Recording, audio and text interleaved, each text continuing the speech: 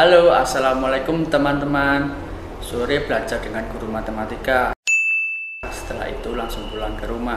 Sebelum podcast ini dibuka, mari kita ucapkan Bismillah. Bismillahirrahmanirrahim.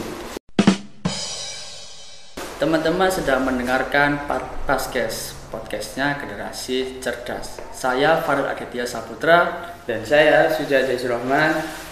Generasi milenial akan menjadi aktor utama Indonesia masa kini dan masa mendatang loh.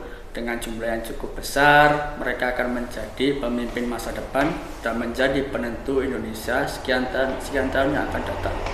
Generasi muda merupakan partisipan penggerak demokrasi. Pasifnya, kaum muda akan menjadi suatu pelemahan demokrasi karena kaum muda merupakan individu yang sangat kritis. Nah, di podcast ini kita bakal bahas tuntas bangkitnya pemimpin generasi masa depan milenial Muhammadiyah yang mencerahkan. Dan kali ini kita bareng Kak Suja. Kak Suja, gimana Kak kabarnya? Alhamdulillah ya, baik. Masih tinggal di Pakai Saji Kak? Oh iya, masih saya. Kesibukannya Kak sekarang Kak? Kalau saya mungkin sekarang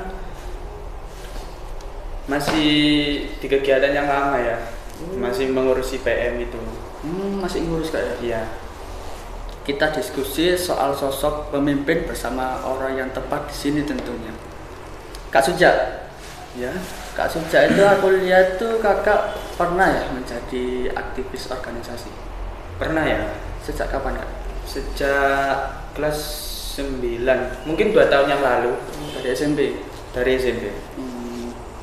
Gimana Kak? Ceritakan Kak awal mulanya gimana Kakak menjadi aktivis organisasi? Kalau awal mula saya menjadi seorang aktivis ya, mungkin karena saya melihat kakak-kakak kelas saya dulu ya. Jadi itu kayak keren gitu menjadi aktivis organisasi. Jadi kayak saya kepingin mencoba dan mencari pengalaman untuk menjadi seorang aktivis. Kan saya sebelumnya juga belum pernah menjadi seorang aktivis. Oh, belum pernah Kakak? Iya, belum pernah. Jadi itu awal mula saya ingin coba-coba aja pertamanya. Jadi kan tadi kan Kak bilang Kakak keren gitu. Ya. Kakak keren itu dalam rangka apa Kak? Keren ya. Bisa dipuji oleh banyak teman atau keren dilihat dari cewek atau apa? Ya karena saya dulu masih labil ya pikirannya karena ya dilihat cewek lah ya.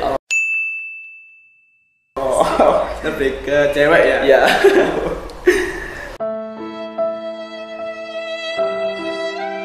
Kak, pengalaman nih Kak, sedih dan senang ketika Kakak menjadi aktivis organisasi.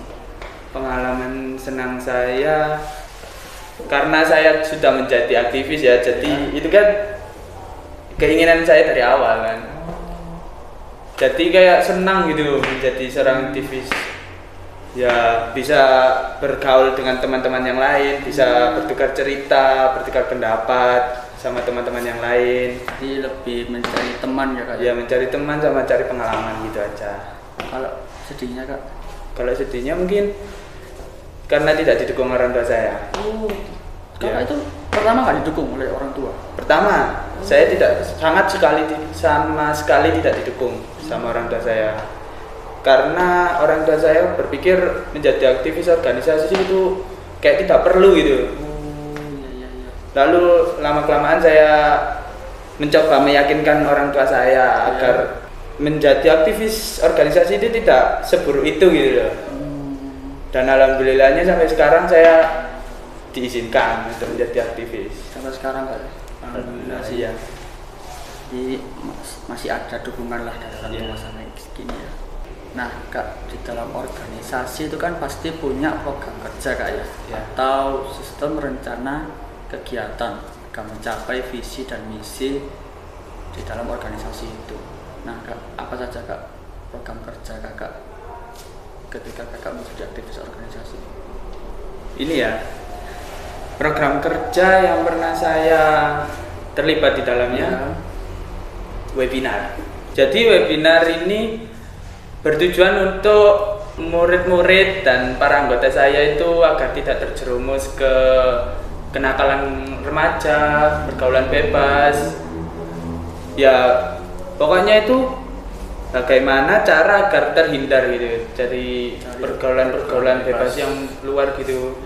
karena kan sangat berbahaya ya kalau misalnya anak-anak kaum muda mencoba-coba yang aneh-aneh gitu kan. Sekarang banyak contohnya seks bebas gitu kan, narkoba nah, kayak. jadi webinar itu bertujuan agar mereka itu tidak terjerumus ke dalamnya gitu. Jadi lebih memotivasi kayak. Iya, memotivasi agar tidak melakukan hal yang nyeleneh gitu ya. Tercela ya kak ya. Iya. Nah kak, ketika kakak menjalankan program kerja itu kan pasti ada hambatan kak ya. Iya. Nah, apa aja kak hambatannya kak ketika kakak? Hambatannya ya anggota-anggota saya itu. Kenapa kak? Pertamanya tidak mendukung. Ya, karena dinilai mereka itu sangat tidak penting gitu. Padahal bagi saya dan mungkin kakak juga berpikir kalau itu sangat penting ya. Sangat penting kak, apalagi kan iya, di karena masa ini ya, masa milenial itu kan gampang sekali gitu apalagi mengikuti teknologi kan canggih. Jadi gampang gitu mau mengekspresikan nafsunya itu sangat mudah anak muda zaman sekarang itu. Itu ya kak. Ya, lalu ya bagaimana cara saya agar memutarbalikkan otak saya biar bisa diterima sama anggota-anggota saya gitu. Dan setelah kakak memutar itu gimana? Ya alhamdulillahnya semua berjalan lancar. Dari hambatan tadi kan tanggapannya kak, tanggapan dari mungkin dari sekolah, teman-teman sekolah, atau mungkin dari luar-luar teman kakak? Tanggapannya ya alhamdulillahnya sangat banyak yang positif ya. Karena itu juga webinar menunjukkan yang hal-hal yang positif, tidak hal yang negatif. Kalau ya ada yang negatif, cuman sedikit, nggak banyak. Ya dari orang-orang yang melakukan itu hal-hal yang sudah dijelaskan tadi, pasti kan dia sudah merasa, jadi kayak nggak terima gitu, dia diceramai gitu kan. Ya bukan diceramai ya, dibilangi gitu kan. Iya. Dan juga kan apa kak ya? Ya juga bertujuan untuk memotivasi gitu. Iya, memotivasi agar yang lain tidak terjerumus. Nah, aku lihat-lihat nih kakak tuh cocok loh jadi fitur leader di Muhammadiyah. Masa? Iya kak, karena kita masing-masing itu kan ditempa untuk menjadi pemimpin organisasi kak ya. Karakter dan perilaku kita itu harus menjadi panutan bagi anggota. Nah, supaya teman-teman Paskes kita tahu nih kak, kira-kira karakter seorang pemimpin masa depan Muhammadiyah itu harus seperti apa kak? Menurut saya ini ya? Ya, menurut saya para calon pemimpin di masa depan nanti itu harus memiliki rasa tanggung jawab. Contohnya, kalau misal ada acara gitu atau ya acara aja lah ya gampangannya. Ya. Kalau ada acara itu gimana caranya agar pemimpin itu tuh acaranya berjalan lancar gitu loh. Tidak ada hambatan. Tidak ada hambatan, tidak ada gangguan sama sekali. Ya pokoknya bagaimana caranya agar acara itu lancar.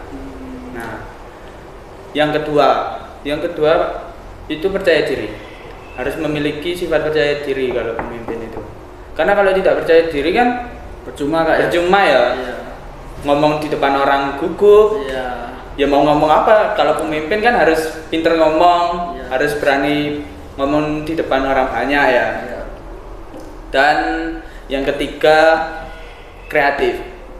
Jadi gimana caranya para pemimpin itu menciptakan hal-hal yang baru, menciptakan inovasi-inovasi yang baru dalam organisasi, karena kan ya bosenin lah pokoknya. Nah, bagaimana caranya agar para pemimpin itu sekreatif mungkin agar tidak bosen dan tidak menjadikan organisasi ini monoton gitu, tidak gitu-gitu aja.